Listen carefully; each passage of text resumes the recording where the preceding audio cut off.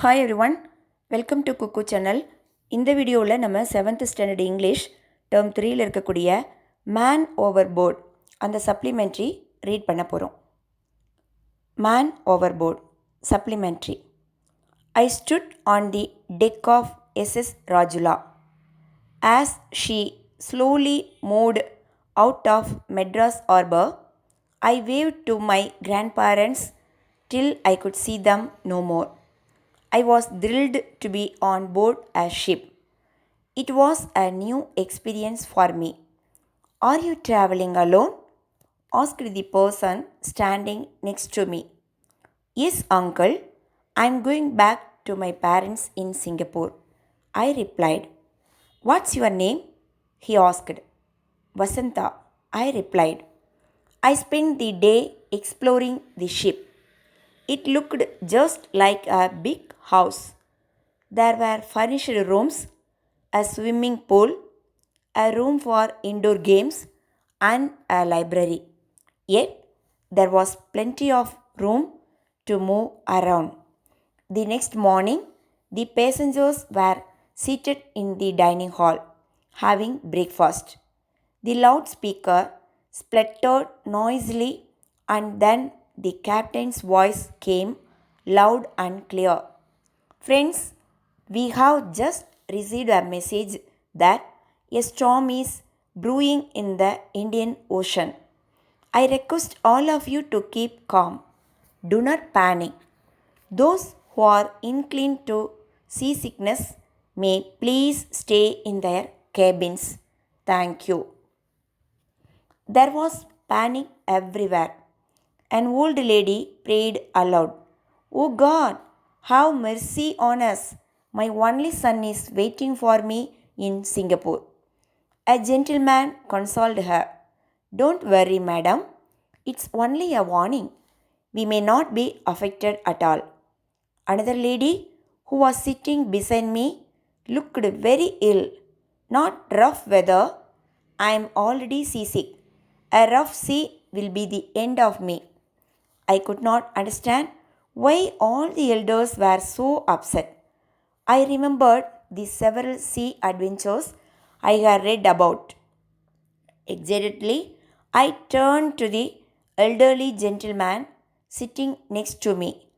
Uncle, won't it be thrilling to face a storm on board a steamer? Have you ever been on a ship during a storm? It can be quite unpleasant, you know, he replied rather severely. I remember a time when the ship on which I was traveling ran off course. We were wandering on the ocean for a couple of days. I remembered my class teacher, an English woman, telling us in class one day when I crossed the English Channel on my way to Singapore. There was a big storm near Gibraltar. The ship rocked to and fro. Everything in the cabins rolled up and down. Even the heavy pianos in the lounge went crashing against the walls. This made my imagination run wild. Turning to Uncle again, I said, wouldn't it be fun if the storm broke when we have lunch? Then the tables with all the food on them would run away from us, and the chairs with us sitting on them would be a merry-go-round. Everyone round the table stared at me in horror. I thought to myself, oh, these adults, they have no sense of adventure. How dull they are. The storm didn't break, but in the evening, a strong wind started blowing. The ship rocked to and fro, rocking and rolling to the music of the wind. Huge waves were dashing against it. Even though the deck was slippery, I was running around. That's when I noticed Uncle leaning over the railings. I ran up to him, thinking he too was enjoying the experience. Good morning, Uncle. Isn't it lovely? I asked him. But he wasn't well at all. He was retching over the rails and looked rather blue about the mouth. I felt sorry for him. Can I be of any help? Shall I call the doctor? I asked him. He couldn't reply, but only held up his hand.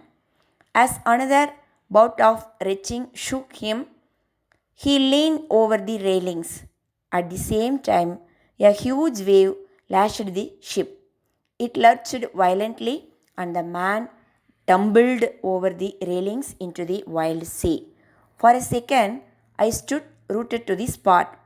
Then I ran like someone possessed, shouting, "Help! Help! Man overboard! Save him!" I must have made a lot of noise. I heard footsteps hurrying even that early in the morning, tears streaming down my face, and shouting incoherently. I ran full pelt into an officer. "What's the matter? Why are you making so much noise?" he asked in a stern voice. I was surprised to see it was the captain. "Oh, sir,"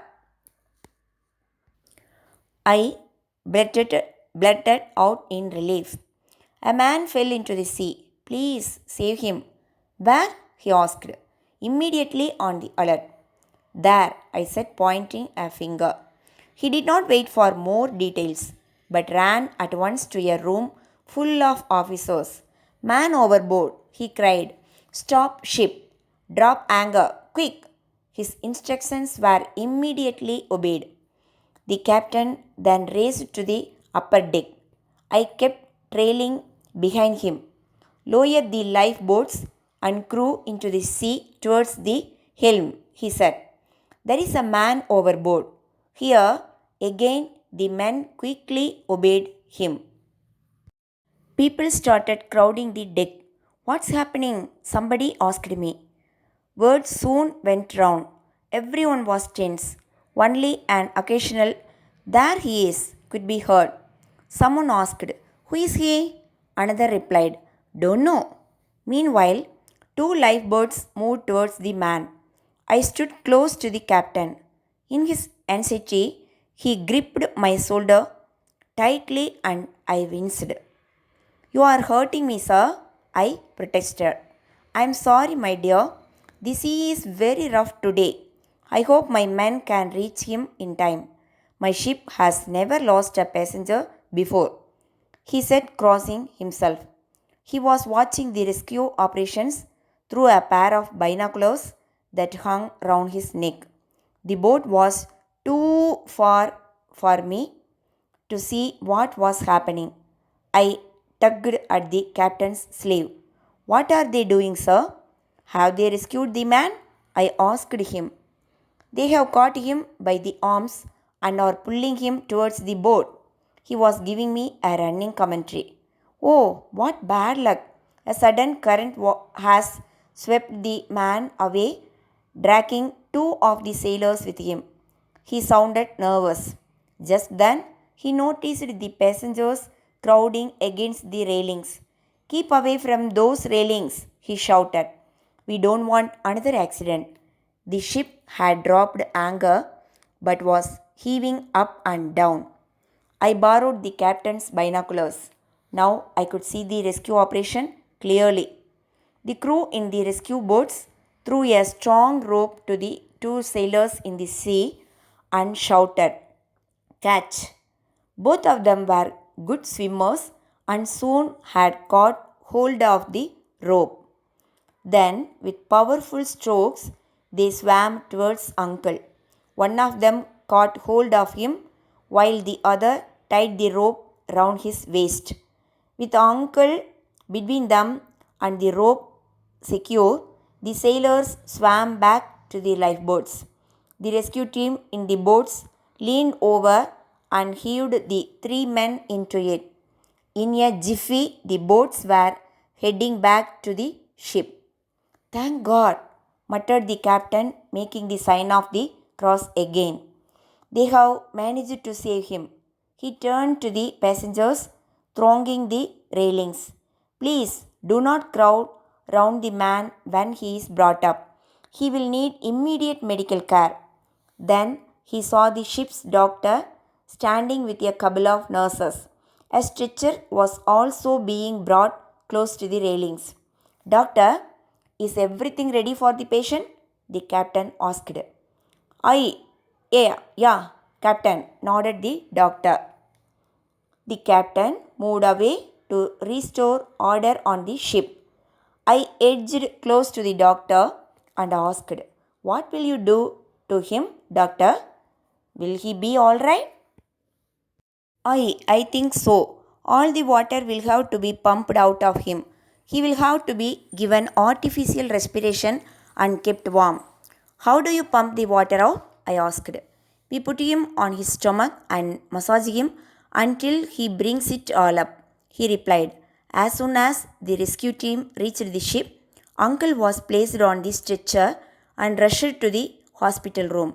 The captain then came to me and said, run along now and play with your friends. I am busy, but will send for you when I am through. I might even have a surprise for you. When he turned away, I quietly sneaked into the hospital room to see what they were doing to the patient.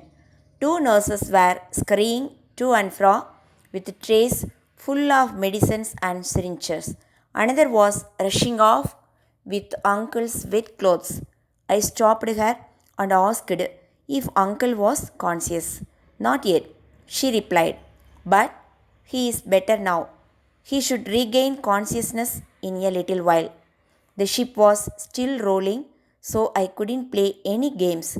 I went and sat in a cozy chair in the lounge and started reading a storybook. I was feeling drowsy and must have off. The next thing I knew was somebody saying, wake up, child, you are Vasanta, aren't you? The captain wants to see you in his cabin. I looked up to see a sailor standing before me. It took me a minute to recollect the rescue operation and the captain telling me, I will call you afterwards. I followed the officer eagerly. He left me outside the captain's door, saying, go right inside. I knocked and entered. The captain was standing in the middle of the room. When he saw me, he came forward and literally swept me off my feet. He was still smiling when he put me down. You will have plenty to tell your friends, ah? Now, close your eyes. I did so. Seconds later, I heard him say, see what I have got for you? On opening my eyes, I saw a big brown box. On it was written, with the best compliments of Captain Lindsay. I took the box and eagerly opened it. Oh, what a lovely ship! I exclaimed. Does this really belong to me? Can I keep it? Lying snugly on a velvet backing was a most beautiful model of the ship. On it was inscribed BISN and Co. SS Rajula. I placed the box carefully on the table. Then I threw my hands round the captain and hugged and kissed him. He patted my cheek and smiled as he saw me lift the box and walk happily out of his room. I proudly showed my present to everyone I met. See what the captain has given me. Isn't it lovely? Yes, indeed, was the unanimous verdict. I was the happiest person on board that day. Vasanta Murthy.